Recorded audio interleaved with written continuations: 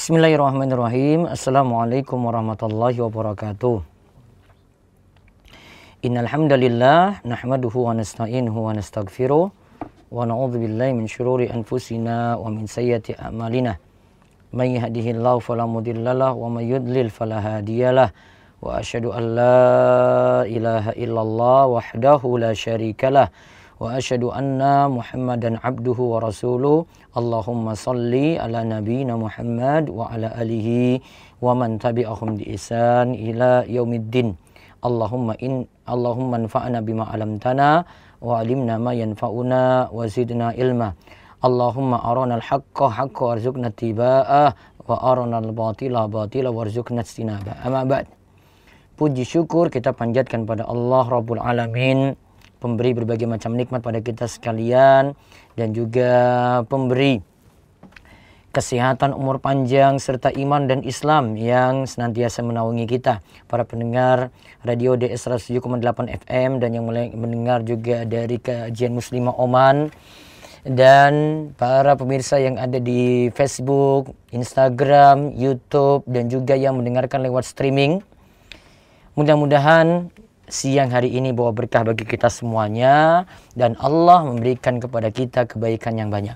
Mulai dari siang ini insya Allah kita akan kembali melanjutkan kajian sebelumnya yang sempat rutin. Kita akan kembali setiap Rabu siang insya Allah dari jam 1 sampai jam 2 siang. Dan kita akan berusaha on time dan mudah-mudahan waktu kita penuh berkah untuk gali ilmu di siang hari ini.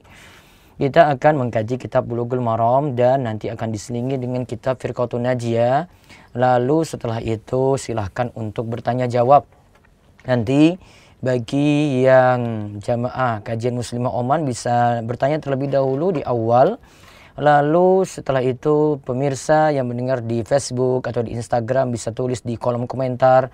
Begitu juga yang berada di YouTube bisa langsung memberikan komen, pesan yang kami baca insya Allah akan kami jawab. Begitu juga yang memiliki WA, silahkan untuk bertanya lewat nomor WA 0812-281-85131. Sekali lagi 0812-281-85131. 0812-281-85131. Kirimkan nanti nama terlebih dahulu, alamat di mana, kemudian tuliskan pertanyaan Anda nanti di WA tadi.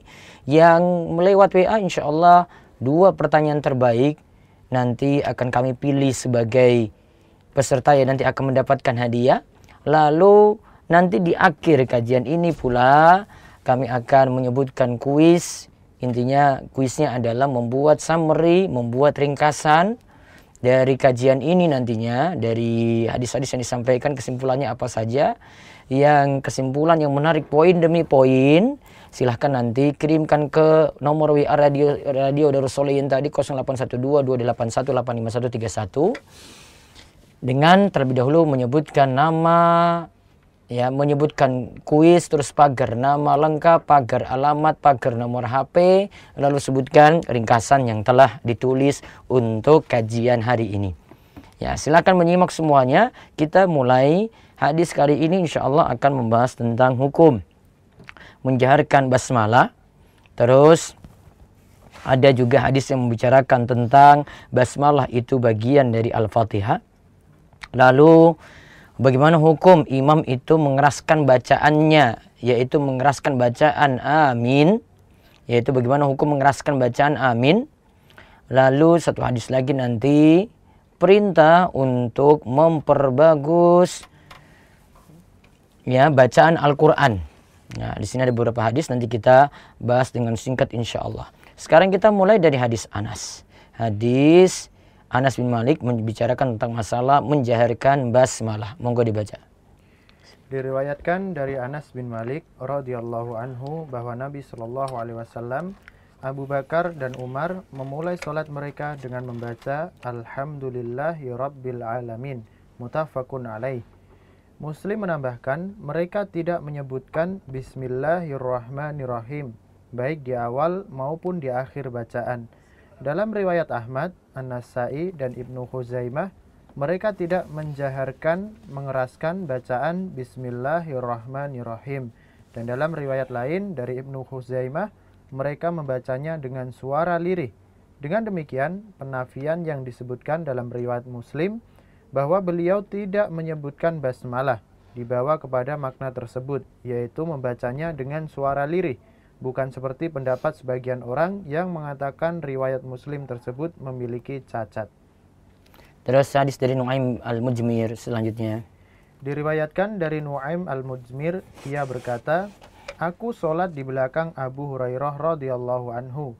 Lalu beliau membaca Bismillahirrahmanirrahim. Kemudian mengucapkan Al-Fatihah.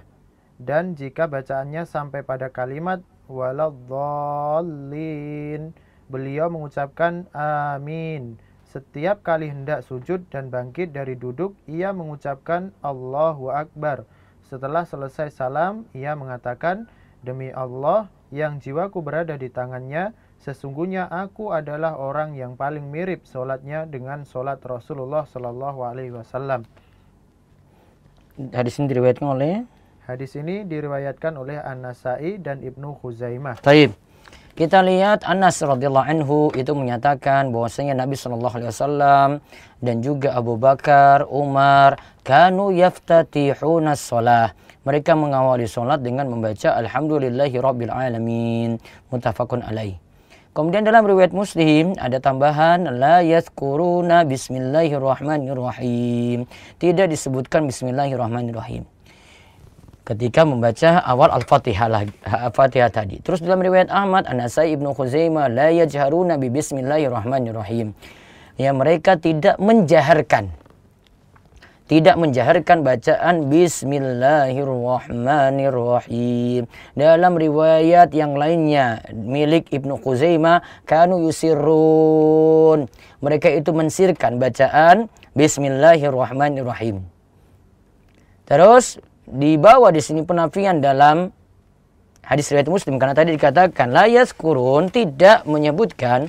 Ini menunjukkan kalau yang dimaksud adalah tidak dikeraskan. Bukan berarti hadisnya itu cacat, namun tidak dikeraskan, cukup lirih saja untuk membaca bismillahirrahmanirrahim. Maka yang jamaah dengar itu adalah bacaan alhamdulillahirabbil alamin. Adapun hadis dari Nu'aim al-Mujmir ini dari praktek Abu Hurairah radhiyallahu anhu, ketika ia mulai sholat, ia mulai mengeraskan dari bismillahirrahmanirrahim lalu membaca Al-Quran, yaitu baca Al-Fatihah. Kemudian sampai pada kalimat waladdallin, maka dibaca amin. Dan ketika sujud ya dan kemudian bangkit dari duduk, maka ia ucapkan Allahu Akbar. Kemudian dia mengucapkan ketika salam, ya seperti itu juga,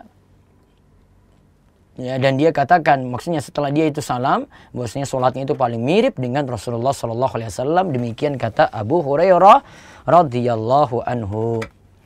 Maka kesimpulannya dari hadis Anas, hadisnya itu muttafaqun alaih, sahih berarti, dan lalu ada tambahan dalam riwayat Muslim. Kemudian ada tambahan lagi dari riwayat-riwayat yang lainnya. Dan kesimpulannya tentang hadis ini, kita bisa ambil kesimpulan. Yang pertama, yang dimaksud dengan hadis tadi ini yang para ulama perselisihkan, apakah basmalah itu dijaharkan dalam sholat ataukah tidak. Ya, basmalah itu dijaharkan dalam sholat ataukah tidak. Ketika basmalah itu dibaca, ya tetap dibaca. Namun di sini para ulama ada beda pendapat. Kita sebutkan dulu beda pendapatnya di sini. Ya, yang pertama, ada yang menyatakan tidak disyariatkan untuk jahar. Dibaca sebelumnya dengan sir, yaitu dengan lirih. Kemudian ada pendapat yang kedua, disunahkan dibaca dengan jahar. Ini pendapat dari Imam Syafi'i dan yang sepaham dengannya, dan ini yang juga jadi praktek di negeri kita Indonesia. Kemudian yang ketiga, bisa memilih di antara itu, boleh dijaharkan, boleh disirkan. Ya, boleh dijaharkan atau boleh disirkan. Dari pembacaan kami di sini dari penjelasan Syekh Abdul Fauzan dalam kitab Bulughul Maram, yaitu dalam kitabnya Minha al-Alam, beliau lebih cenderung pada pendapat yang pertama, yang menyatakan bahwasanya Bismillahirrahmanirrahim itu tidak dibaca jahar, cukup dilirikkan saja. Ya, jadi tidak didengar oleh jamaah, tidak didengar oleh makmum. Dan di sini perlu diingat, ada perkataan yang bagus dari Syekhul Islam Ibnu Taimiyah. Beliau katakan, ittafaqa ahlul ma'rifah bil hadis ala annahu laysa fil jahar bi hadisun sarih wa lam yarwi ahlus sunan al masyhura syai'an min dzalik. Kata beliau dalam Majmu' al-Fatawanya juz 23 halaman 415, para ulama dan ulama ahli hadis itu sepakat bahwasanya tentang menjaharkan basmalah tadi tidak disebutkan dalam hadis yang tegas. Tidak diriwayatkan juga oleh penulis kitab sunan yang masyhur tentang hal ini. Maka kesimpulannya dari hadis yang kita baca pertama ini, baca Bismillahirrahmanirrahim ya tidak dijaharkan bagi imam, ya cukup dilirikkan, dibaca namun dilirikkan saja. Dan ini yang kita lihat dari beberapa imam yang ada di Masjidil Haram, Masjid Nabawi, mereka praktekkan seperti itu. Adapun di negeri kita Indonesia, bacaan Bismillahirrahmanirrahim itu jadi dijaharkan, tidak disirkan, artinya dikeraskan tadi suara yang seperti tadi kita terangkan pendapat kedua yang menjelaskan hal ini. Maka menunjukkan kalau ya seperti itu jadi ya pendapat dalam mazhab Syafi'i. Alasannya karena bacaan Bismillahirrahmanirrahim itu termaktub dalam kitab suci kita dan tidak dihapus gitu, maka tetap dibaca. Dan diantara dalilnya juga adalah hadis Abu Hurairah yang tadi dia praktekkan membaca Al-Fatihah dimulai dengan Bismillahirrahmanirrahim, dan ketika dia mulai dengan Bismillahirrahmanirrahim, dia sudah sebutkan, dia setelah salam dari sholat tadi, Abu Hurairah itu katakan bahwasanya sholatnya itu paling mirip dengan Rasulullah Sallallahu Alaihi Wasallam. Jadi kesimpulannya kalau kami melihat dari perdesan para ulama yang ada, imam di sini tinggal pertimbangan. Yang paling bagus dia timbang-timbang. Apalagi kalau notabene di negeri kita itu di Indonesia wajib baca Bismillahirrahmanirrahim. Maka saran saya imam itu lebih bagus membaca Bismillahirrahmanirrahim. Biar nanti tidak dianggap aneh. Karena sebagian jamaah belum bisa menerima hal ini. Jadi kalau imam memutuskan seperti itu tidaklah masalah. Nah, terus kita lihat hadis yang berikutnya dari Abu Hurairah radhiyallahu anhu. Diriwayatkan dari Abu Hurairah radhiyallahu anhu, ia berkata bahwa Rasulullah Shallallahu alaihi wasallam bersabda, "Jika kalian membaca Al-Fatihah, maka bacalah Bismillahirrahmanirrahim, karena bismillah adalah salah satu dari ayat Al-Fatihah." Hadis riwayat Daruqutni, dan beliau menetapkan hadis ini mauquf. Hadis ini diriwayatkan oleh Daruqutni dari jalur Abu Bakar Al-Hanafi, disebutkan dari Abdul Hamid atau Abdul Humaid bin Ja'far, dikabarkan lagi dari Nuh bin Abi Bilal, dari Sa'id bin Abi Sa'id Al-Makbari, dari Abu Hurairah radhiyallahu anhu, ia berkata bahwasanya Rasulullah sallallahu alaihi wasallam bersabda, "Idza qara'tumul alhamdulillahi faqra'u bismillahirrahmanirrahim, innaha ummul Qur'an wa ummul kitab wa sabul masani wa bismillahirrahmanirrahim ihdaha." Jika kalian membaca Al-Fatihah, maka mulailah membaca dari Bismillahirrahmanirrahim, karena Al-Fatihah itu ummul Quran, induknya Al-Quran, dan dia itu ummul kitab, induknya Alkitab, dan dia adalah 7 ayat yang berulang. Dan Bismillahirrahmanirrahim itu adalah bagian darinya. Dan Daruqutni katakan dari hadis semisal ini juga, hadisnya itu yang ada dia katakan wa asbahu wa bisawab, dan ada yang semisal lagi hadis yang semisal itu. Dan dikatakan tadi dalam perkataan Ibnu Hajar hadisnya itu mauquf, berarti cuma perkataan dari Abu Hurairah saja, tidak sampai pada Rasulullah sallallahu alaihi wasallam.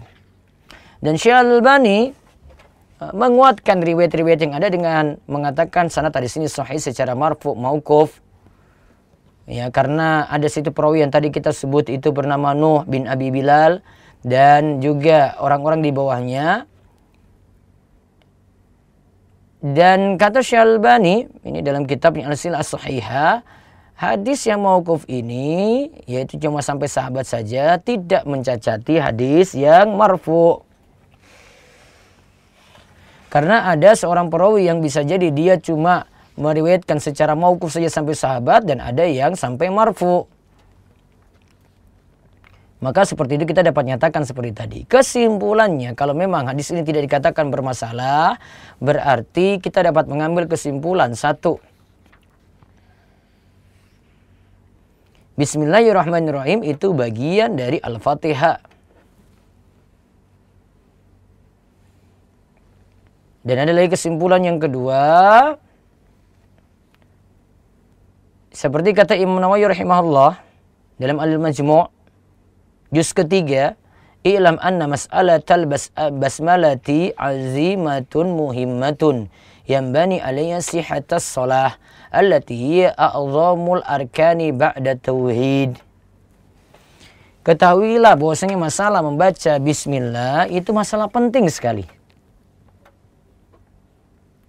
Karena masalah bismillah di sini ya ini nanti dapat membuat sah salat ataukah tidak, karena Al-Fatihah itu bagian penting dari salat. Sedangkan salat itu adalah bagian rukun Islam yang paling penting setelah kalimat tauhid, yaitu setelah kalimat syahadat la ilaha illallah. Kemudian kesimpulan yang lainnya lagi, Bismillahirrahmanirrahim itu merupakan bagian dari surat An-Naml. Ya, merupakan bagian dari surat An-Naml.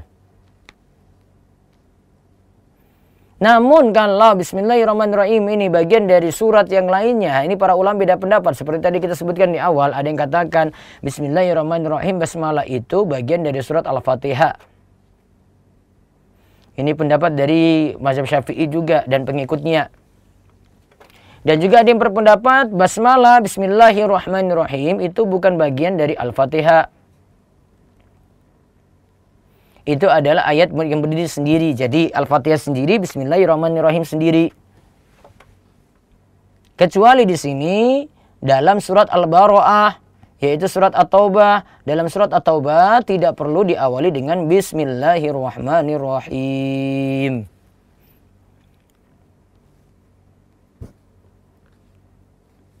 Ada pembahasannya hadis juga yang panjang yang menjelaskan kalau bismillah itu tidak bagian dari Al-Fatihah, ketika Nabi SAW membagi Al-Fatihah itu dikatakan baini wa baina abdi nisfain, antaraku dengan hambaku itu dua bagian, dan ketika itu dimulai dari alhamdulillahirabbil alamin. Nabi SAW bagi tidak mulai dari bismillahirrahmanirrahim.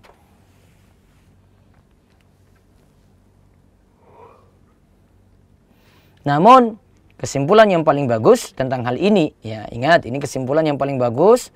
Ini juga dikatakan oleh Syekh Abdul Fauzan, dia menukil perkataan dari Imam Nawawi dalam Syarh Sahih Muslim, inna hadzal haditsa awdahu ma yuhtaju bihi ala annal basmalata laysat minal Fatihah.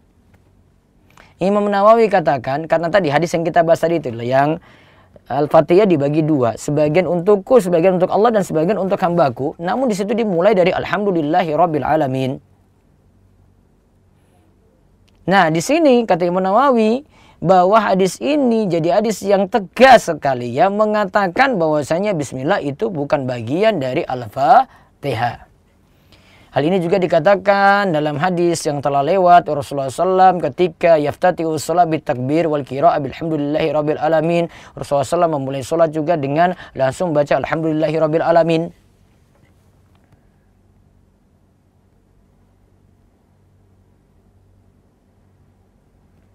Adapun di sini dikatakan oleh Syekh Abdul Fauzan, kenapa di mushaf Al-Quran saat ini Bismillahirrahmanirrahim dalam surat Al-Fatihah dijadikan ayat nomor pertama? Maka alasannya kata beliau ini adalah dibangun dari salah satu pendapat yang tadi menyatakan basmalah itu bagian dari Al-Fatihah. Ya, Bismillahirrahmanirrahim ini bagian dari Al-Fatihah. Maka ayatnya tetap 7 nantinya. Intinya tentang masalah ini ada beda pendapat. Namun tentang cara membaca bismillah jahar ataukah tidak, kita lihat dari praktek Nabi SAW seperti yang disebutkan tadi dari hadis Anas bin Malik.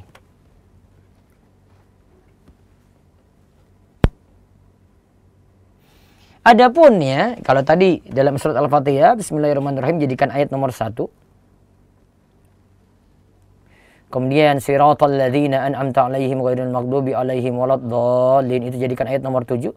Namun kalau untuk surat-surat yang lainnya tidak diberi nomor pada bacaan Bismillahirrahmanirrahim.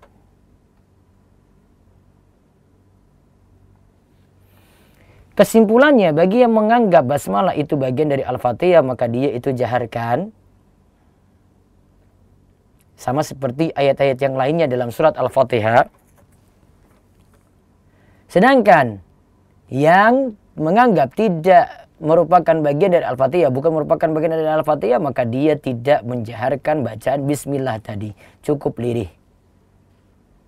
Namun yang jelas, Al-Fatihah itu tetap bagian dari Al-Quran.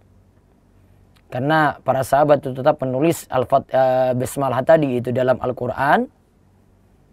Ya, dan di sini tidak ada pengingkaran sama sekali. Dan itu ada di mushaf Al-Quran yang kita miliki. Terus yang berikutnya lagi tentang yang dibaca setelah baca Al-Fatihah, yaitu baca amin. Lihat hadis berikutnya lagi. Diriwayatkan dari beliau juga. Beliau juga di sini dari Abu Hurairah, ya terus. Ia berkata, apabila Rasulullah Shallallahu Alaihi Wasallam selesai membaca Al-Fatihah, beliau mengeraskan suaranya dalam mengucapkan amin. Terus yang di bawahnya lagi. Demikian juga dalam riwayat Abu Dawud dan At-Tirmizi dari hadis Wa'il bin Hujr dengan hadis yang sama. Nah, lihat. Wa anhu qala kana Rasulullah sallallahu alaihi wasallam idza faraga min qiraati ummul Qur'an rafa'a sautahu wa qala amin. Rawahu Daruqutni wa hasanahu wal Hakim wa sahahahu. Wa li Abi Dawud wa Tirmizi min hadis Wa'il bin Hujr nahwuhu. Dari Abu Hurairah radhiyallahu anhu, ia berkata, Rasulullah sallallahu alaihi wasallam bila selesai membaca Al-Fatihah, beliau mengangkat suaranya, berarti keras, dan membaca amin. Dalam riwayat Abu Daud dikatakan dan riwayat Tirmizi dari hadis Wa'il bin Hujr terdapat hadis yang serupa dengannya. Kesimpulannya, hadisnya di sini bisa kita terima. Dan kesimpulannya, apa itu arti amin? Amin itu artinya Allahumma stajib. Ya Allah, kabulkanlah. Ini seperti pendapat, pengertian ini seperti pendapat jumhur, kebanyakan ulama.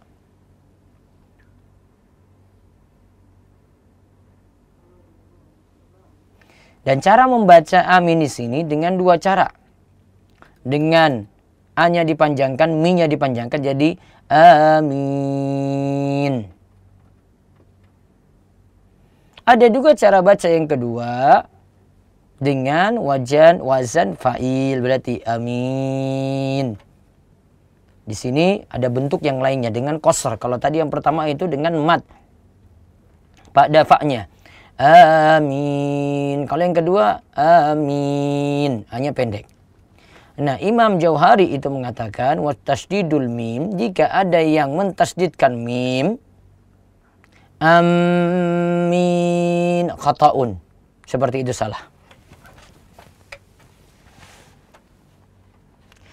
Nah, sekarang kita lihat faedah yang bisa kita ambil. Disyariatkan membaca amin setelah membaca Al-Fatihah. Disyariatkan membaca amin setelah membaca Al-Fatihah. Kemudian faedah yang lainnya lagi, membaca amin itu dengan suara keras. Inilah pendapat jumhur ulama dari Syafi'iyah, Hambali. Sedangkan dalam mazhab Malikiyah dan Abu Hanifah dan pengikutnya, suaranya itu cukup khafat, pelan.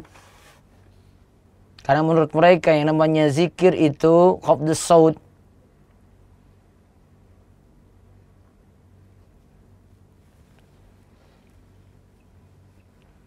Namun yang tepat dalam hal ini adalah dianjurkan untuk dikeraskan.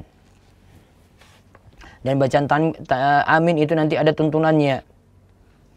Kemudian faedah yang lainnya lagi,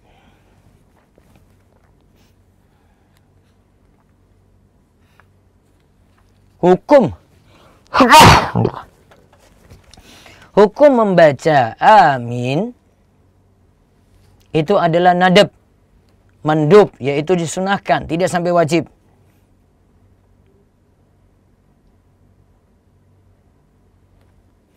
Kemudian sekarang cara membaca aminnya itu adalah antara imam dan makmum itu berbarengan. Ya, bacaan amin untuk imam dan bacaan amin untuk makmum itu berbarengan. Dikarenakan menjalankan hadis Nabi SAW, "Idza qala al-imamu ghairil maghdubi alaihim waladdallin faqulu," maka katakanlah amin. Fa inna man wafaqa qaulahu qaulil malaikah, man wafaqa qauluhu qaulal malaikati ghufira lahu ma taqaddama min dzambihi. Karena siapa saja yang ucapan aminnya itu bersesuaian dengan ucapan amin malaikat, maka dosanya-dosanya yang lalu itu akan diampuni. Maka ini jadi dalil, imam mengucapkan amin, maka makmum juga berbarengan mengucapkan amin seperti itu. Kemudian satu hadis lagi kita bahas. Jadi kesimpulannya tadi itu tentang pembacaan amin. Kesimpulannya tadi ada pengertian amin artinya ya Allah kabulkanlah. Kemudian membaca amin ini setelah membaca Al-Fatihah hukumnya itu sunnah dan dikeraskan bacaannya. Kemudian bacaan amin dari imam itu berbarengan dengan makmum. Bukan imam lebih dulu baru makmum, namun berbarengan. Seperti pengamalan hadis yang tadi Nabi SAW katakan, siapa yang aminnya itu sama dengan aminnya malaikat, maka punya keutamaan diampuni dosa-dosa yang telah lalu.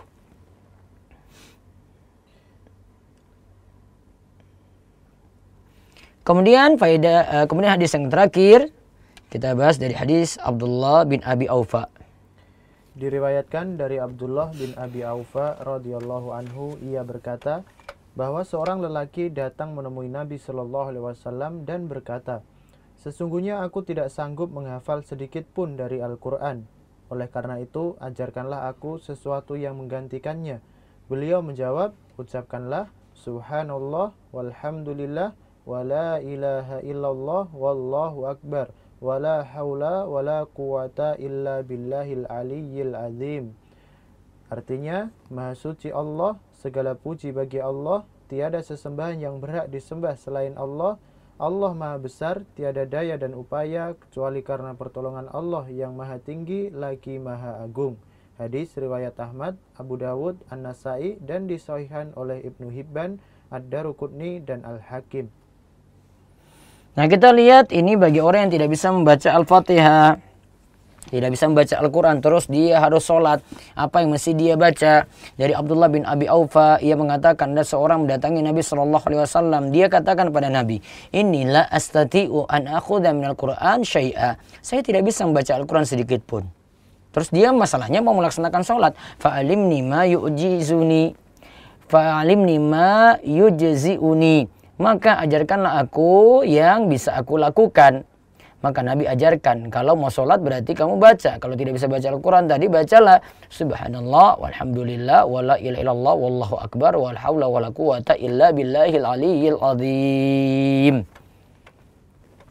Kesimpulannya dari hadis ini, ya, bagi yang tidak mampu membaca Al-Fatihah dalam sholat karena waktu sempit sekali untuk mengajarkannya, atau ada yang mengajarkannya, untuk dia belajar dan mengajarkannya itu sempit, padahal dia harus dituntut untuk sholat, maka dia punya uzur, diganti dengan membaca zikir yang disebutkan tadi. Apakah tadi zikir tadi itu diulang, yaitu bacaan subhanallah walhamdulillah wala ilaha illallah wallahu akbar wala haula wala quwata illa billahil aliyyil azim? Apakah ketika itu ya wajib diulang-ulang lagi bacaan tadi? Yang jelas kata Syekh Abdullah Fauzan, bacaannya cukup sekali saja, kemudian setelah itu dia rukuk. Itu sudah menggantikan bacaan Al-Fatihah dan bacaan surat pendeknya jika dia tidak bisa sholat. maka cukup bacaan zikir tadi yang dia baca, subhanallah walhamdulillah wala ilaha illallah wallahu akbar wala haula wala quwata illa billahil aliyil azim. Wallahu a'lam bishawab. Ini yang bisa kita bahas untuk kesempatan ya siang hari ini. Mudah-mudahan manfaat. Silahkan jika ada pertanyaan ya silahkan untuk bertanya. Dan kami ingatkan nanti silahkan kirimkan summary catatan ringkasnya. Kalau bisa ketik ya ketik, kalau sudah dicatat di buku Anda kirim ke WA Radio DS dengan sertakan nanti ya kuis, pagar nama, pagar alamat, kemudian pagar ya nomor HP, terus kirimkan tadi summary atau catatan jenengan yang jenengan sudah tulis atau di foto, kirimkan. Nanti akan kami pilih yang terbaik catatannya, itulah nanti yang akan mendapatkan hadiah insya Allah. Kami akan pilih 3, jadi total dengan yang punya pertanyaan yang bagus nanti akan dipilih 2, kemudian kuisnya dipilih 3. Kirim ke 081228518131. Wallahu a'lam. Silakan terlebih dahulu jamaah dari Oman untuk bisa bertanya. Waalaikumsalam warahmatullahi wabarakatuh. Ada 2 pertanyaan, Ustaz. Yang satu, bacaan amin untuk makmum perempuan itu apakah dijaharkan juga? Jamaahnya bareng pria. Ya, kondisinya kalau misalnya kita membuat jamaah sendiri, apakah dijaharkan juga? Dan kalau kita berada di masjid, misalnya tarawih dan ruangannya tidak terpisah laki-laki dan perempuan, apakah dijaharkan? Baik. Dua-duanya dijaharkan. Untuk jamaah perempuan sendiri dijaharkan. Kemudian untuk laki-laki dan perempuan ada dalam satu masjid juga dijaharkan. Alasannya karena tidak timbul fitnah ketika itu. Karena perempuannya banyak. Ya, maka tidak ada masalah. Dan beberapa fatwa ulama juga tidak mempermasalahkan untuk perempuan menjaharkan bacaan bismillahirrahmanirrahim. Amin tadi ketika mengaminkan bacaan Al-Fatihah. Kalau pertimbangannya karena Gimana? supaya tidak ada fitnah. Kalau jamaah perempuannya sendiri atau hanya berdua gitu, jadi tetap dijaharkan nggak usah? Oh, cuma berdua saja? Cukup liris saja. Kalau cuma berdua saja. Kecuali kalau rame-rame.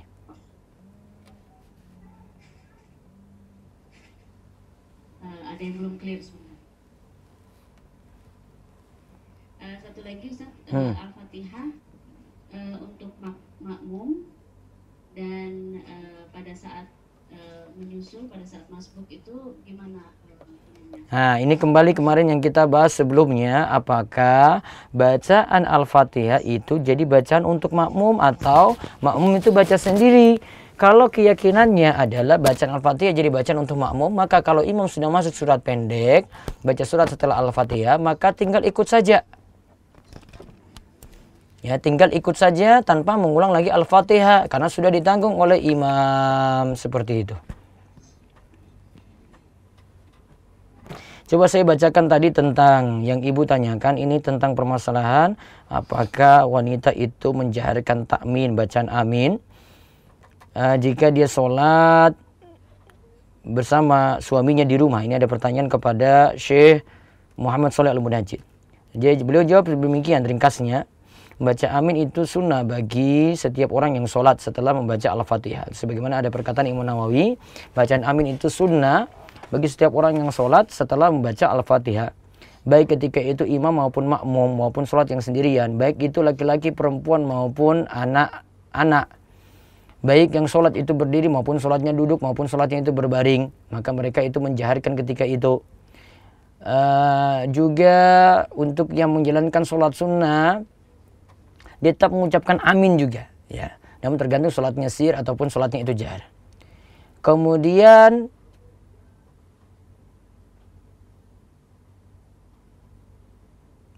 memang di sini ada larangan kalau perempuan itu mengeraskan bacaannya. Namun kalau untuk masalah amin, di sini coba kami lihat.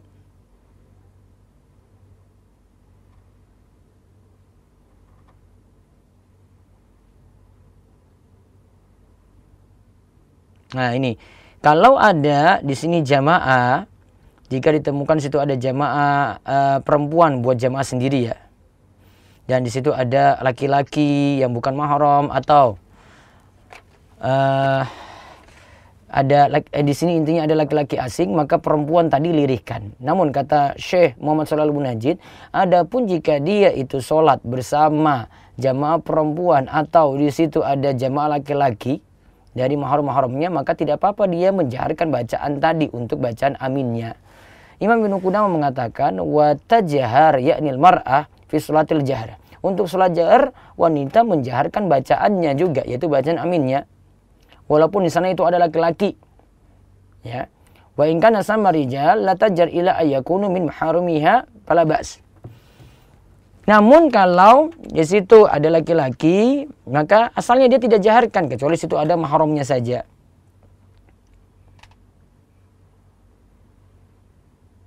Jadi di sini para ulama beda pendapat berarti. Jadi kalau wanita di situ ada mahramnya, maka tidak apa-apa dia menjaharkan. Namun kalau tidak ada, diselurihkan. Namun yang paling tepat adalah tetap dijaharkan, tidak masalah, kecuali kalau sama wanita sendiri takut didengar oleh laki-laki. Nah ini baru dia lirihkan. Wallahu a'lam.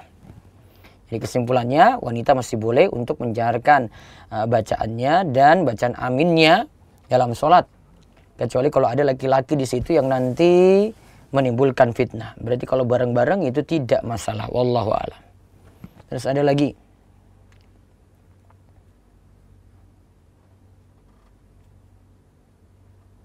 Ada lagi dari jamaah Oman?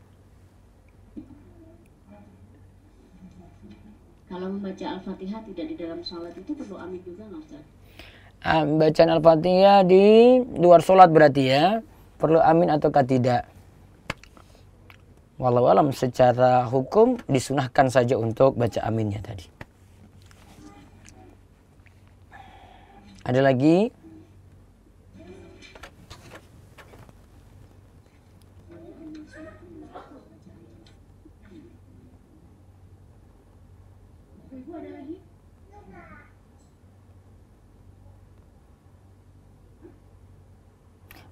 Boleh tanya yang lainnya.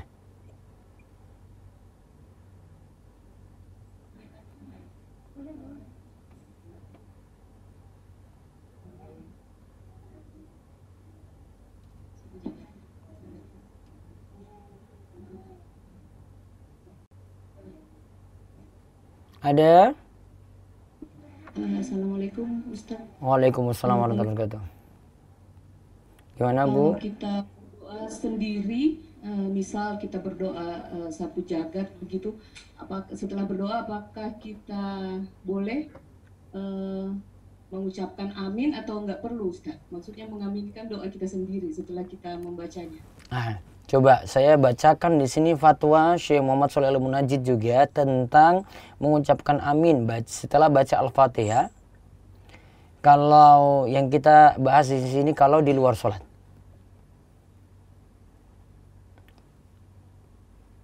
Ibnu Katsir rahimahullah dinukil oleh Syekh Muhammad Shalih Al-Munajjid, beliau di sini katakan dalam kitab tafsirnya Ibnu Katsir, yustahabbu liman qara al-Fatihah ayyakula ba'daha amin. Disunahkan bagi yang baca Al-Fatihah dia ucapkan setelahnya itu amin. Qala ashabuna wa ghairuhum, ulama Syafi'iyah dan selainnya itu mengatakan wa yustahabu dzalika liman huwa kharijus shalah. Yang di luar salat juga tetap mengucapkan amin. Wa yata'akkad fi haqqil musalli. Namun kalau dalam salat lebih-lebih lagi dia mengucapkan amin. Baik ketika itu salatnya sendiri atau salatnya jadi imam atau dia jadi makmum dan setiap keadaan. Terus Syekh Ibnu Baz rahimahullah mengatakan qaulu amin, membaca amin setelah Al-Fatihah, laisat min ayatil Fatihah. Itu sebenarnya bukan bagian dari ayat Al-Fatihah. Dia adalah doa yang berdiri sendiri. Karena arti amin kata beliau, istajib ya Rabbana, kabulkanlah wahai Rabb kami. Maka hukumnya sunnah dan itu bukanlah wajib. Dan sunnah membacanya setelah Al-Fatihah. Kemudian orang yang dalam sholat, dia itu membacanya, yaitu membaca amin tadi. Kemudian makmum juga mengucapkan demikian, orang yang sendirian juga demikian. Begitu juga orang yang di luar sholat juga ketika membaca Al-Fatihah dia juga ucapkan amin. Ini tadi berarti ada dua perkataan dari Ibnu Katsir dan Ibnu Baz, Syekh Abdul Aziz bin Baz, dua-duanya sama, berarti tetap disyariatkan membaca amin setelah membaca Al-Fatihah.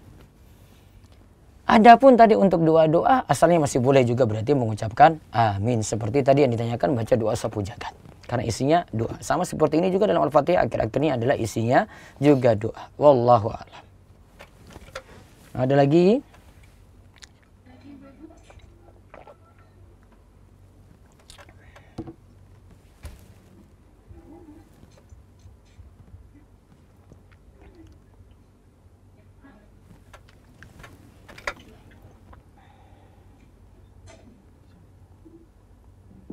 Assalamualaikum Ustaz. Waalaikumsalam warahmatullahi wabarakatuh. Kan kalau kita mengerjakan sesuatu itu harus sesuai dengan mazhab yang kita pegang ya. Kalau kita melakukan sesuatu harus sesuai dengan Mazhab yang kita pegang lah, yang kita iya, kita pegang ya, ketahui ya. Terus ya.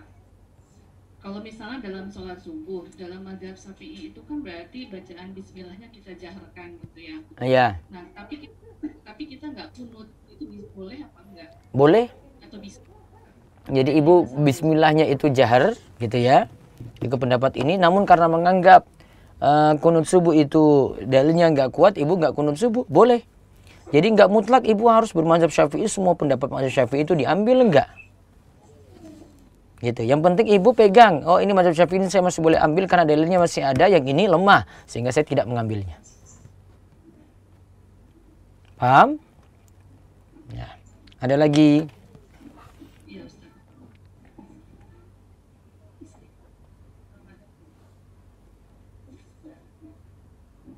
Bisa juga berarti karena ketidakpahaman kita, Ustaz, misalnya kita belajar masih terpotong-potong gitu. Tahunya yang ini dari mazhab Syafi'i, yang ini dari mazhab yang lain. Ya bisa saja. Gitu. Ya, bisa. Enggak, kita tidak ya diperbolehkan ya Ustaz ya. Diperbolehkan seperti itu. Ada lagi? Boleh satu lagi Ustaz? Boleh. Pertanyaannya tentang deposito. Iya. Pak Ustadz mau tanya tentang deposito di bank syariah ya. Ya. Itu kan ada istilah nisbah ya tiap bulan.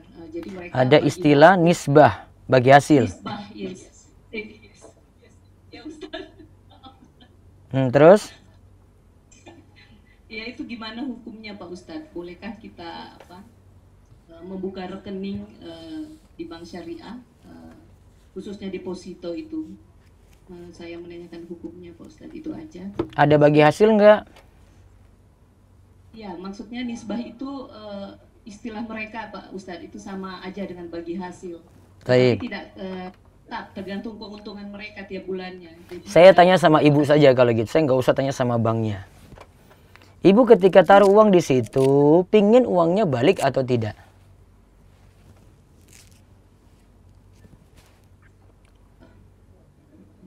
iya Pak Ustadz. Iya. Balik. Pingin uangnya balik kan? Iya. Iya kan? Nah, berarti sebenarnya kalau ibu pingin uangnya balik, ibu meminjamkan kepada pihak bank. Kalau ibu niatannya gini, saya tanam modal di situ. Uang saya nggak pingin balik, pokoknya usahanya jalan. Kalau untung nanti dapat bareng-bareng kita bagi hasil, kalau rugi kita nanggung bareng-bareng. Berarti uangnya tidak dijamin oleh bank. Ibu berani kayak gitu yang pilihan kedua ini?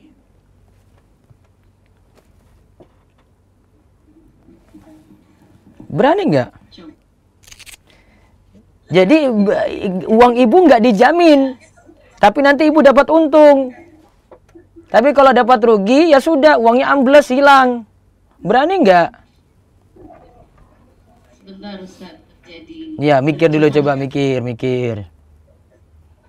Jadi untuk bank itu Ustadz, kalau keuntungannya gede, kita juga dapat bagi hasilnya gede. Iya, namun kalau rugi, ibu uangnya hilang, ya sudah hilang.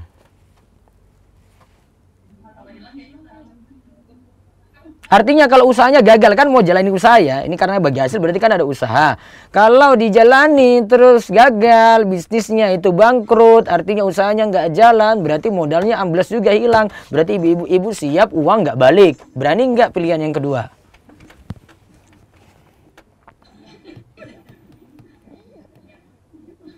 Berani nggak? Enggak berani. Berarti sebenarnya ibu itu pinjamkan pada bank. Kalau pinjamkan pada bank ya harusnya nggak dapat untung. Maka kalau deposito nggak usah juga dapat nisbah. Karena ibu nggak pernah mau uangnya itu hilang. Pasti mau balik. Itu aja saya 2 pertanyaan penting aja itu, Bu. Jadi itu sudah akan tahu niat ibu bagaimana ketika menaruh uang. Jadi Ustadz, ini coba saya terjemahkan dulu. Jadi Ustadz sedang mencoba menjelaskan kepada kita bedanya konsep bagi hasil dengan bagi hasil yang sesungguhnya dengan apa yang dikatakan sebagai bagi hasil menurut bank, gitu ya Ustadz? Iya. Nah, jadi di sini Ustadz mencoba membedakan bahwa bagi hasil yang dikatakan bank itu sebetulnya tidak sepenuhnya bagi hasil. Iya. Konsep bagi hasil sesungguhnya itu kita harus menanggung kerugian juga. Iya, dan dari sisi nasabah itu belum berani kayak tadi yang saya bilang opsi kedua.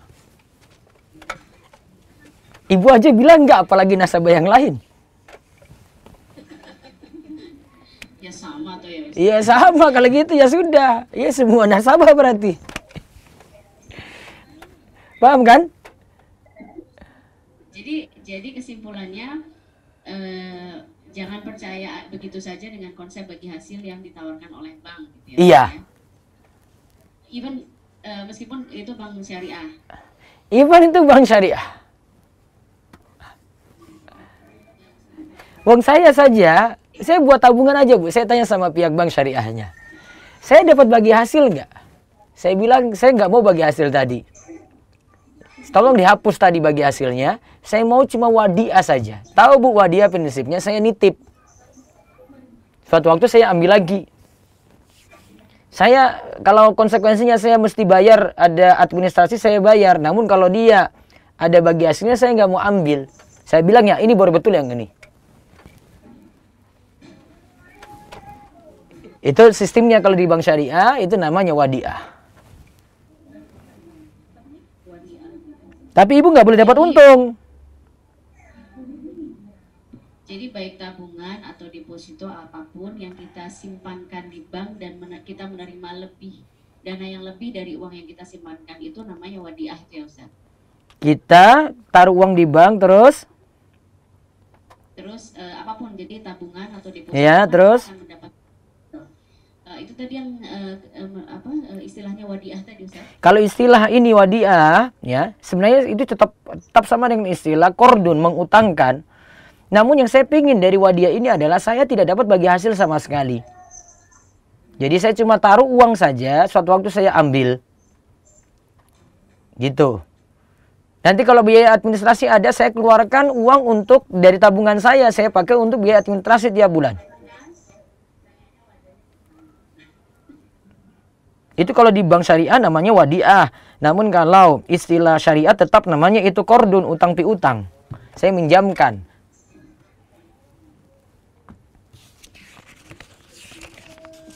Jadi dana yang kita letakkan di bank itu judulnya adalah kita hutangkan kepada bank. Nah, right. Kalau hutang itu tidak boleh ada lebihan. Iya, dan nanti ibu uangnya dijamin balik. Ibu taruh deposito misalnya 100 juta, maka harus balik 100 juta. Kalau konsepnya bagi hasil berarti kita harus siap dengan risiko untuk tidak. Namun semua nasabah tidak mau rugi.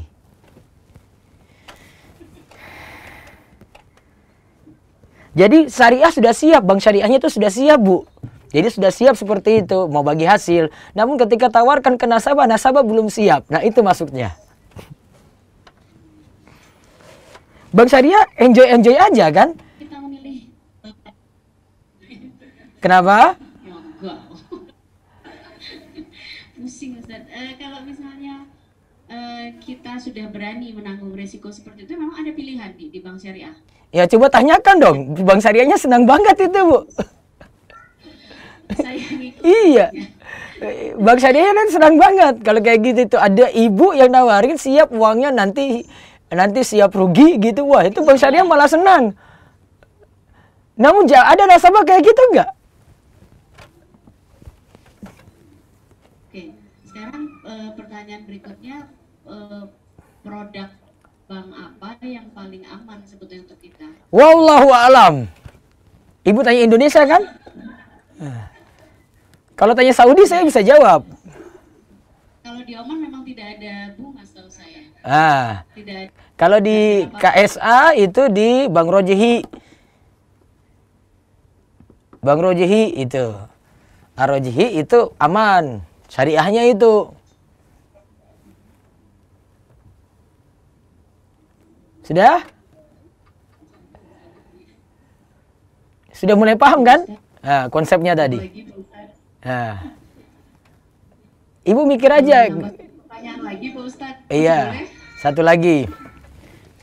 Jadi gini Pak Ustadz, saya membeli satu unit apartemen. Saya bayar. Terus mereka ada promosi cashback 10% setelah tahun ke-10. Ibu beli apartemen? Iya, saya bayar cash. Cash lunas semua? Saya lunas semua Pak Ustadz. Nah, terus? Saya cashback 10% tahun ke-10. Terus? Nah, pertanyaan saya, halalkah duit yang 10% itu saya terima? Maksudnya boleh gitu Ustaz? Boleh. Karena situ tidak ada unsur ribanya, nggak ada unsur gorornya.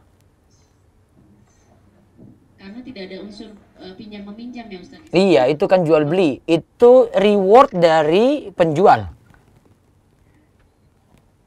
Gitu. Itu ibaratnya seperti kita sama dengan hukum garansi gitu. Saya berani jamin barang ini kalau rusak saya ganti. Itu reward dari si penjual. Selama dari konsumen tadi tidak keluarkan biaya apa-apa, kan ibu tidak keluarkan biaya apa karena sudah bayar cash saja gitu loh. Bukan karena ada garansi ini, ibu ada biaya tambahan untuk garansi tadi.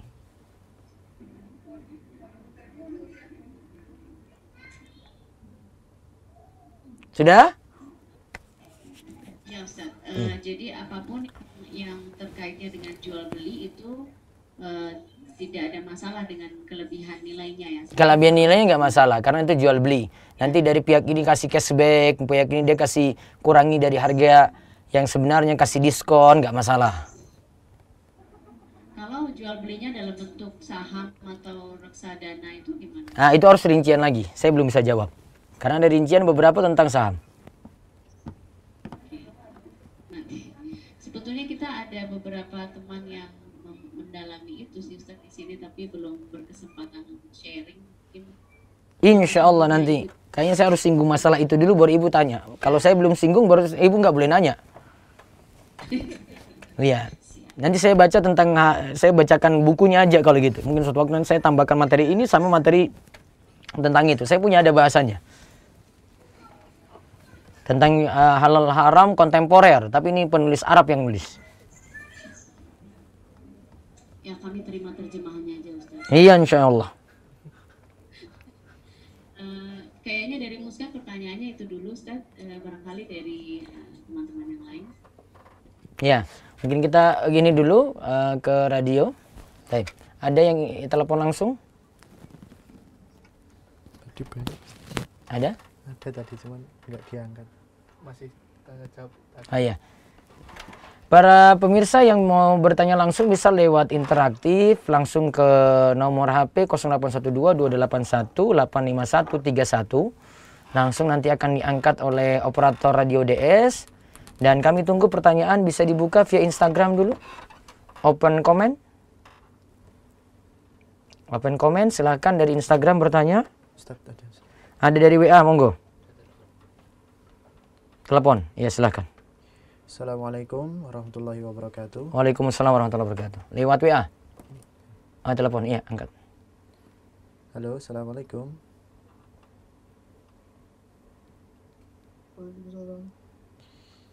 Bisa diperkenalkan terlebih dahulu atas nama siapa dan pertanyaannya. Saya dari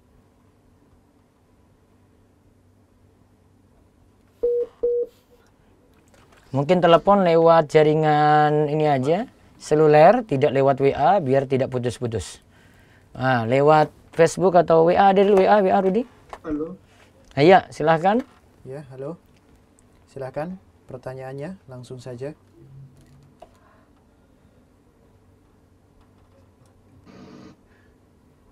Halo. Iya, halo, silahkan masuk.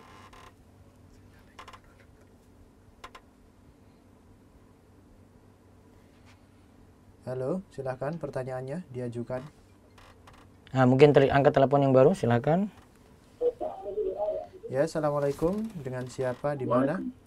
Waalaikumsalam warahmatullahi wabarakatuh. Dengan Anto di Jakarta sih. Ya, Anto, saudara Anto di Jakarta. Silakan Ya. pertanyaannya. Ya mau tanya kalau soal misalkan kita lagi sholat jamaah, kemudian imam punya salah bacaan, kemudian tiba-tiba kita di sos pria dengar wanita yang mengkoreksi bacaan imam yang salah itu hukumnya bagaimana dan bagaimana seharusnya wanita mengkoreksi bacaan imam yang salah gitu. Itu ada jamaah laki-laki atau tidak? Ya? Ada jamaah laki-laki atau tidak? Iya, kita lagi sholat jamaah, Ustaz. Iya, Ini, Ustaz, jamaah laki-lakinya ada nggak? Jamaah laki-laki ada, cuma kebetulan nggak ada yang tahu gitu. Ya Allah, itu musibahnya pada jamaah laki-laki itu. Jadi jamaah nggak ada laki-laki yang beres satupun di situ. Kebetulan cuma yang perempuan aja yang bisa jawab. Ustaz. Iya, itu kalau saya jadi jamaah laki-laki itu saya malunya luar biasa. Itu harga diri saya jatuh di situ. Iya, afwan, Ustaz. Iya. Secara ini karena suaranya mengundang fitnah rawan sekali. Oh iya. Iya, jadi baiknya tetap dijawab oleh laki-laki. Kalau hingga imam itu kalau posisi dia nggak bisa lanjutkan surat, dia ganti dengan surat yang lainnya. Oh iya. Iya. Jadi imam nanti ini kalau terjadi lagi ya, kalau sudah terjadi ya sudah kalau gitu. Yang kalau terjadi lagi, imam itu harusnya ambil solusi ganti surat. Oh gitu. Iya, ganti surat gitu. Ganti aja suratnya ya. Iya, karena kalau perempuan yang jawab fitnahnya besar sekali di situ. Oh iya. Iya, Ustaz. Baik, Ustaz. Ya, gitu ya. Taib. Baik. Ya, mudah-mudahan Baik, saya terima terus kasih, Ustaz. pantau. Ya Assalamualaikum. Allah ibarik fiik. Waalaikumsalam warahmatullahi wabarakatuh. Monggo bagi yang lainnya silahkan telepon juga interaktif. Masih ada waktu 0812-281-85131. Nah, coba baca Instagram. Ya, Instagram dulu silahkan. Bismillah Ustadz, izin bertanya. Bagaimana kiat kita agar selalu istiqomah dan tidak mudah futur, apalagi saat masih muda begini dan ditambah belum menikah. Tentunya banyak fitnah syahwat terutama di kalangan akhwat. Dia belum menikah, ini kalangan akhwat. Sibukkan diri, sibukkan waktunya dengan hal yang bermanfaat dan rajin majelis ilmu dihadiri, kemudian jauhi pergaulan-pergaulan yang mengundang fitnah. Terus angkat telepon lagi silahkan. Ya, assalamualaikum warahmatullahi Assalamualaikum. wabarakatuh. Waalaikumsalam warahmatullahi wabarakatuh. Dengan siapa di Ya, mana? Assalamualaikum Pak Ustadz. Iya, waalaikumsalam warahmatullahi wabarakatuh, Bu. Silakan. Saya Uci di Jakarta Pak Ustadz. Jakarta mana? Jakarta Selatan Pak Ustadz. Jakarta Selatannya di mana? Pasar Minggu Pak Ustadz. Pasar Minggu, ya monggo Bu Uci. Pak Ustadz, saya mau bertanya mengenai ini Pak Ustadz. Kalau sholat berjamaah kebetulan kita di masjid. Ibu di masjid, iya terus? Iya, terus saya sendiri ada berjamaah. Apakah saya boleh ikut bareng karena ada beberapa bilang nggak boleh sendiri sholat berjamaah. Kalau perempuan sendiri gitu harus ada perempuan yang mendampingi gitu Pak Ustadz. Tapi kan jamaah laki-laki banyak. Banyak. Nah, yang masalah itu kalau ibu sendiri terus satu imam sendiri gitu, nggak ada jamaah lain, jadi cuma berdua. Oh, itu nggak boleh ya Pak Ustadz? Itu nggak boleh karena nanti jadi ikhtilat, kholwat, berdua-duaan, yang ketiganya syaitan. Oh iya. Sepakat ulama mazhab yang 4, kalau laki-laki 1, perempuan 1 dan hubungannya bukan mahram, maka tidak boleh saling berjamaah itu di antara dua itu tuh. Jadi laki-laki sholat sendiri, perempuan sholat sendiri. Oh gitu Pak Ustadz ya. Ya. Ya, makasih Pak Ustadz. Gitu Bu Ci. Ya, mudah-mudahan sehat Makasih, terus, Pak panjang umur. Ustadz. Allah ibarik fi. Silahkan yang lainnya bisa telepon lagi di 0812 281 85131. Terus lewat Instagram ada lagi, silahkan.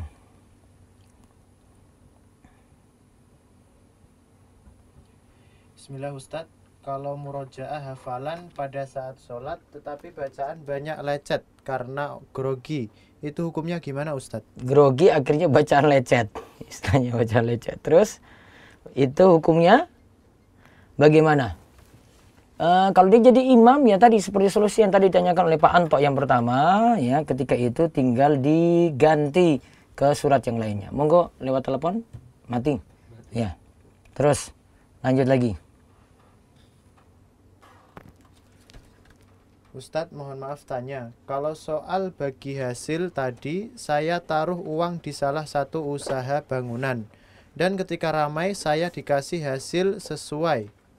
Tapi jika sepi untungnya juga sesuai keadaan, itu bagaimana Ustadz? Nah, tanya lagi, ketika rugi gimana? Siap nanggung rugi nggak bareng-bareng? Artinya modalnya nggak balik. Kalau mau niatan kayak gitu, itulah namanya bagi hasil yang syar'i. Silakan telepon lagi. Si hasil sesuai. Tapi jika sepi untungnya juga sesuai. Assalamualaikum, dengan siapa di mana? Ini Waalaikumsalam dari Vita. Di mana? Vita, Vita di mana? di Bau-Bau, Sulawesi Tenggara. Masya Allah, iya silakan. Ya, jadi gini kan ini saya punya teman Ikhwan.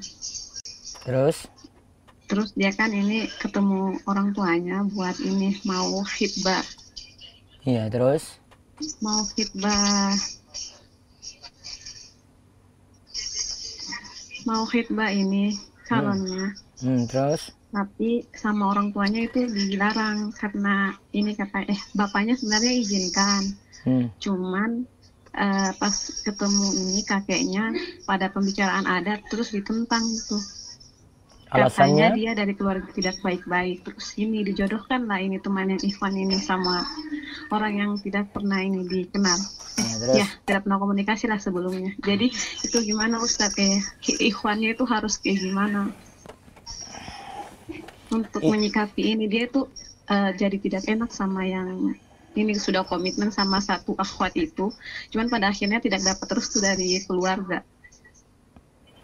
Jadi dia tidak dapat restu dari keluarga. Ini tinggal masalah komunikasi ikhwannya saja tadi. Dia bisa jelaskan baik-baik nggak pada orang tua, pada tadi kakek neneknya, keluarganya. Kalau bisa terangkan insya Allah dengan pengajuan argumen yang bagus, alasan-alasan yang benar.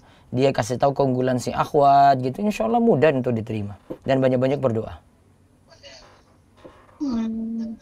Cuman kalau misal akhirnya tidak dapat jalan Ustaz, gimana? Kalau tidak dapat jalan ya sudah, mending ketika itu tidak dilanjut daripada konflik nanti dengan pihak keluarga. Iya. Ya. Jazakallahu khairan. Waalaikumsalam warahmatullahi wabarakatuh. Terus silahkan yang lainnya ada lewat WA. Baca lewat WA. Bismillah, dari Evi Nur Azizah, Jalan Kebun Raya, Rejosari, Rejo Winangun, Kota Gede. Pertanyaannya, Assalamualaikum, izin bertanya, apakah boleh jika sholat dengan menepuk seseorang yang posisinya di sebelah kanan kita karena dia lebih dulu melaksanakan sholat dan di sisi kanannya tidak ada tempat lagi sehingga posisi imam mau tidak mau ada di sebelah kanan makmum? Jazakumullah khairan. Kalau tidak ada tempat lagi sholatnya masih sah. Adapun dulu dalil seorang sahabat sholat di samping kiri Nabi pindahkan sebelah kanannya dikarenakan memang posisi afdolnya itu, namun di posisi kirinya kalau terjadi sholat seperti itu tetap sah. Wallahu a'lam. Terus yang kedua. Bismillah, Assalamualaikum warahmatullahi wabarakatuh. Waalaikumsalam warahmatullahi wabarakatuh. Afwan, ana ingin bertanya, pada saat kunut subuh, apakah kita condong ke mazhab Hambali hanya diperintahkan untuk mengangkat tangan saja tanpa mengaminkan, ataukah juga mengaminkan? Jazakallahu khairan. Kalau mazhab Hambali ditanyakan Imam Ahmad tentang hal itu, Imam Ahmad tetap angkat tangan aminkan, karena itu adalah doa. Terus berikutnya. Bismillah akhi, saya ingin mendapatkan tips cara nabung di bank sehingga uang saya tetap halal. Nggak dijawab langsung pun nggak apa-apa. Kalau nabung di bank agar tetap halal, ya siap rugi. Artinya ketika itu dia tidak ambil bagi hasil. Dia nggak ambil bunganya. Ya, Jadi ini cuma sekadar darurat saja. Kalau di bank-banknya ada ini sekadar darurat saja, dia itu nabung. Namun kalau dia ambil bagi hasil, itu bagi hasil yang riba. Wallahu a'lam. Dari Asri Widowati Trowono. Assalamualaikum warahmatullahi wabarakatuh. Waalaikumsalam warahmatullahi wabarakatuh. Mau bertanya, jika seorang imam telah selesai membaca Al-Fatihah dan semua makmum membaca amin, apakah setelah itu makmum dibolehkan membaca Al-Fatihah sendiri? Terima kasih Ustadz. Kalau ini kembali ke permasalahan apakah bacaan imam itu jadi bacaan untuk makmum atau tidak. Kalau punya keyakinan pendapat kalau bacaan imam itu jadi bacaan untuk makmum, bacaan imam ya jadi bacaan untuk makmum, maka dia tidak perlu baca lagi. Dan ini yang pendapat yang kami pilih. Wallahu a'lam. Terus ada lagi. Assalamualaikum warahmatullahi wabarakatuh Ustadz. Waalaikumsalam warahmatullahi wabarakatuh. Afwan mau bertanya, apakah ada dalil sewaktu kita melakukan sholat sunnah, baik tahajud dan sholat sunnah rawatib, harus membaca doa iftitah dahulu atau langsung membaca surat Al-Fatihah? Sholat apa itu? Tahajud? Sholat sunnah, baik itu tetap tahajud. ada iftitah. Nah sekarang baca lewat YouTube dulu. Ini ada beberapa pertanyaan. Ya. Yang lainnya mau telepon langsung silakan di 0812-281-85131. Assalamualaikum Ustadz. Waalaikumsalam warahmatullahi wabarakatuh. Pak, saya mau bertanya Dari batas siapa itu? dari Hari Laksono. Iya. Pak, saya mau bertanya batas waktu sholat duha dan batas waktu sholat tahajud itu pada pukul berapa ya Pak? Terima kasih. Batas waktu sholat duha itu dari 15 menit setelah matahari terbit. Misalnya di Jogja matahari terbit jam 5:30, berarti 6 kurang 1/4. Itu untuk waktu sholat duha. Kita angkat dulu telepon. Ya, assalamualaikum. Dengan siapa di mana? Ya, waalaikumsalam, dengan Yopi Noya dari Bekasi. Iya, Yopi silakan. Assalamualaikum Ustaz. Waalaikumsalam Mas Yopi. Ini Ustaz, saya ingin menanyakan. Saya kan waktu pernah lihat postingan Ustaz itu tanda sholat orang munafik subuh dan isya Ustaz. Subuh dan isya dia nggak kerjakan ya. Terus? Ya, Mas, kalau pertanyaan saya, ini bila saya shift 2 kan masuk jam 4 Ustaz. Nah, setelah istirahat itu isyanya bertepatan dengan pas masuk jam istirahat. Apa hukumnya bila saya sering menunda sholat isya Ustaz? Karena saya biasanya mengerjakan di jam 9. Oh, karena ada sebab tadi ya, tugas jaga atau tugas kerja ya? Iya benar Ustaz. Pas masuk jam kerja. Ada uzur berarti, tidak masalah untuk itu. Yang disebut munafik itu kalau tidak sholat subuh dan isya sama sekali. Oh, berarti tidak apa-apa ya Ustaz ya? Tidak apa-apa. Oh iya. Jazakallahu khairan Ustaz. Waalaikumsalam. Allah yubarik fiik. Ada lagi? Ya, yang berikutnya. Ya, dari YouTube, dari atas nama Amiranti. Assalamualaikum Ustadz. Waalaikumsalam warahmatullahi wabarakatuh. Mau tanya, apakah setelah membaca surat Al-Fatihah dan surat lain mau ke ruku, apakah boleh tidak bertakbir tangan kita tetap langsung menyentuh lutut untuk ruku? Barakallahu fiik. Caranya itu ketika mau turun ruku ya sambil bertakbir Allahu Akbar sambil gerakannya itu turun terus pegang lutut. Bacaan takbir Allahu Akbarnya itu ada di tengah-tengah ketika mau turun. Nah, terus ada lagi. Kemudian dari atas nama Irwanto Amri. Assalamualaikum Ustadz. Waalaikumsalam warahmatullahi wabarakatuh. Kalau tidak sempat sholat qobliyah, apa dikerjakan setelah sholat subuh atau tidak usah lagi? Jazakallah. Kalau mau qadha boleh setelah sholat subuh langsung dan tidak apa-apa di masjid. Terus. Dari Uci Zainuddin. Assalamualaikum warahmatullahi wabarakatuh Pak Ustadz. Waalaikumsalam warahmatullahi wabarakatuh. Mau bertanya, kalau sholat berjamaah bersama akhwan, sedangkan bersama akhwat, sedangkan akhwat hanya saya sendiri, apa boleh sholat berjamaah bersama dengan ikhwan? Jadi kalau satu ikhwannya, akhwatnya satu nggak boleh. Kalau ikhwannya banyak, akhwatnya banyak, imamnya laki-laki satu, atau ikhwannya banyak, akhwatnya cuma satu, tidak masalah. Yang tidak boleh tadi laki-laki sendiri, perempuan sendiri tidak punya hubungan mahram. Terus. Kemudian dari Rauta Harahab. Bismillah, Assalamualaikum warahmatullahi wabarakatuh. Waalaikumsalam warahmatullahi wabarakatuh. Jika makmum masbuk rokaat ketiga sholat isya, bagaimanakah duduk tahiyat makmum di rokaat keempat? Apakah iftiros atau tawarruk? Dia belum rakaat terakhir masbuk, berarti iftiros, kaki nggak keluar. Nanti kalau rakaat terakhir baru kaki keluar tawarruk. Terus. Kemudian atas nama Mahendra Aru. Bismillah Ustadz, jika kita ingin menikah muda namun orang tua masih terlilit utang riba, bagaimana solusinya Ustadz? Solusinya antum kerja, antum nikah sendiri tanpa beban orang tua. Kemudian dari Lili Nur Indah Sari-Sari. Assalamualaikum Ustadz, saya menanyakan suami tidak peduli dengan keadaan keluarga dia, sibuk main game online. Suami diajak komunikasi menghindar terus, jadi tidak ada jalan keluar. Sabar hadapi suami seperti itu dan terus nasihati suami dan doakan suami agar menjadi lebih baik dan tidak main game online sehingga melalaikan keluarga. Kemudian selanjutnya dari akun teknisi amatir. Assalamualaikum Ustadz. Jika makmum telat, apakah rokaat pengganti harus membaca surat pendek atau cukup Al-Fatihah saja? Dan apakah perlu mengulang at-tahiyat awal bila makmum dapati imam pas at-tahiyat awal? Dia tetap baca tahiyat awal tadi, dan tadi bacaannya, kalau dia berada di posisi rokaat pertama bagi dia, imam di rokaat keempat misalnya, maka tetap dia baca Al-Fatihah, surat pendek kalau sempat. Rokaat kedua bagi dia yang makmum masbuk ini, maka dia baca Al-Fatihah, baca surat pendek lagi. Bagi dia rokaat ketiga berarti cuma Al-Fatihah saja. Bagi dia rokaat keempat dia cuma Al-Fatihah saja. Jadi kalau tadi rokaat pertama bagi dua dan kedua bagi dia, apa yang dia sempat dapat. Yang penting baca Al-Fatihah, jadi dia baca ketika itu. Terus. Kemudian dari Resti Indriana. Bismillah, bagaimana cara menasehati atau memberitahu teman yang kita yang sholatnya kilat atau seperti tidak tumak ninah? Nah, coba ngajak dia ngaji supaya bisa untuk sholat tumak ninah. Ya, assalamualaikum. Dengan siapa di mana? Waalaikumsalam, dengan Ummu Sukma di Hongkong. Ya, silakan.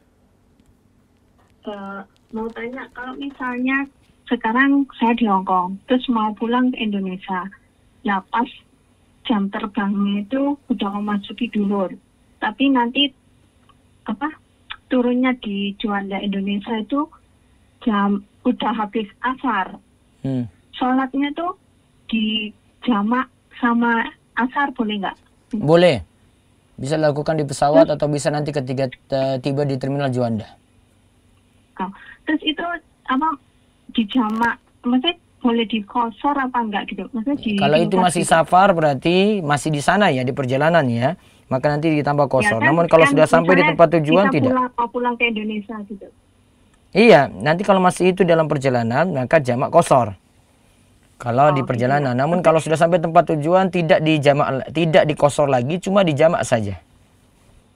Enggak, masalahnya kan waktu itu kan saya masih di Hong Kong. Selama ini kan saya termasuk mukim di Hong Kong gitu. Sudah mukim di Hong Kong. Maksudnya kan saya bekerja di Hong Kong. Nah, kebetulan hari itu saya pulang ke Indonesia. Pulang ke Indonesia kan. Di Indonesia berapa hari? Pulang selamanya. Oh, selamanya ya, berarti sudah jadi mukim lagi di Indonesia. Gimana? Berarti sudah jadi mukim di Indonesia.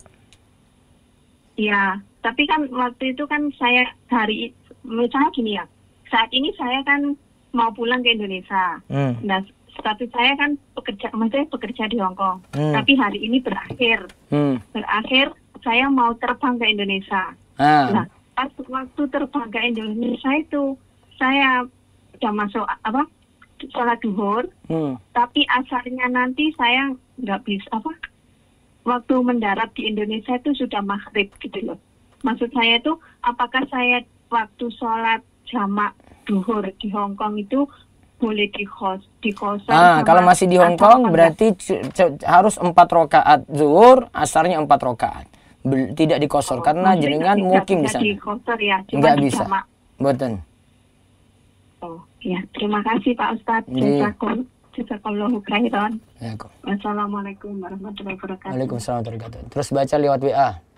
Berapa lewat WA terus kita tutup.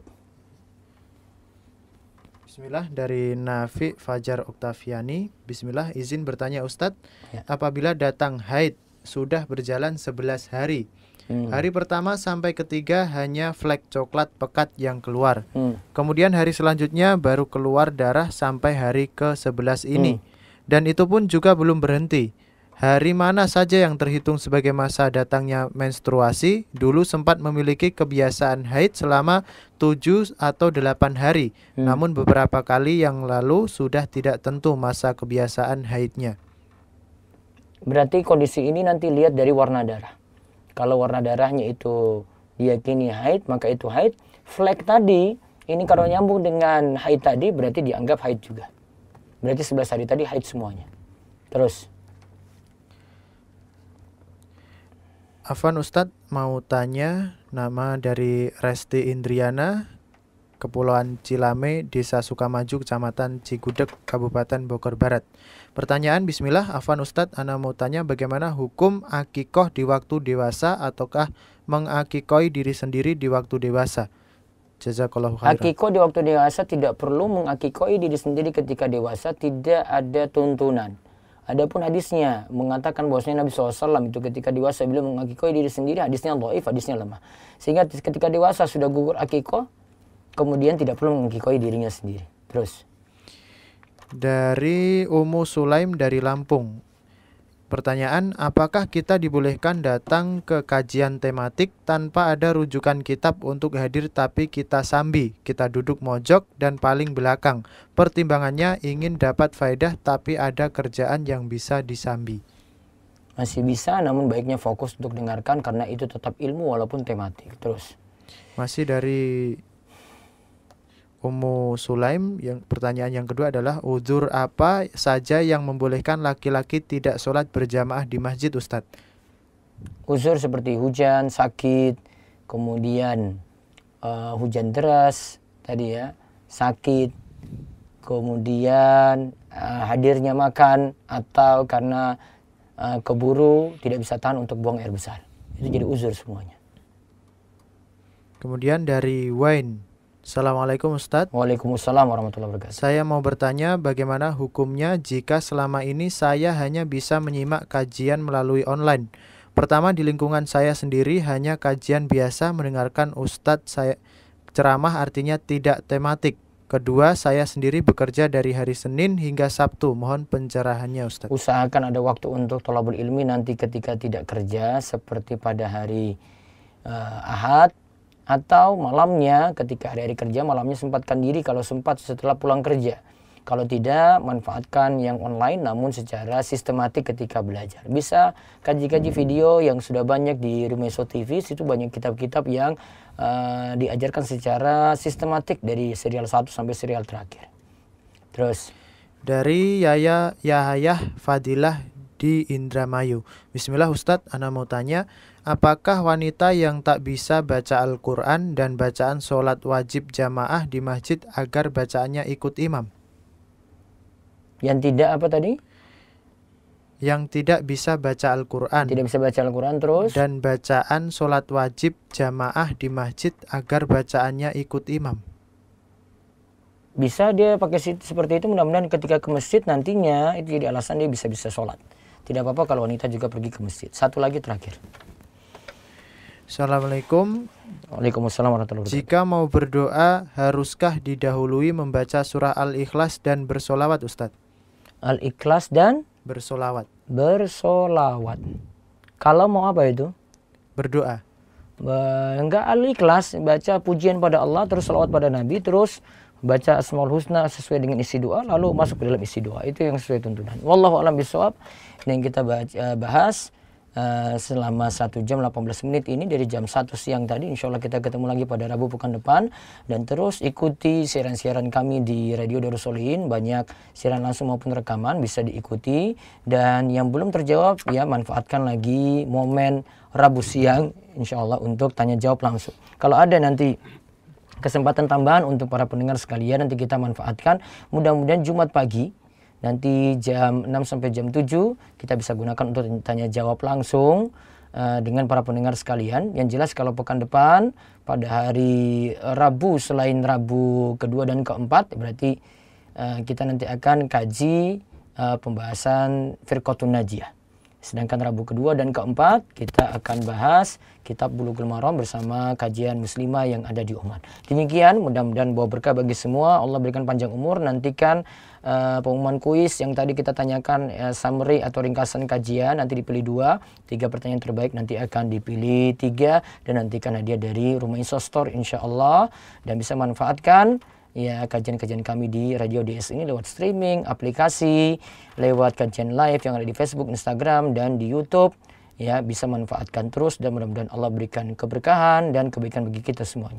Demikian kita tutup dengan doa kafaratul majelis. Subhanakallahumma bihamdika asyhadu an la ilaha illa anta astaghfiruka wa atubu ilaik. Assalamualaikum warahmatullahi wabarakatuh. Waalaikumsalam.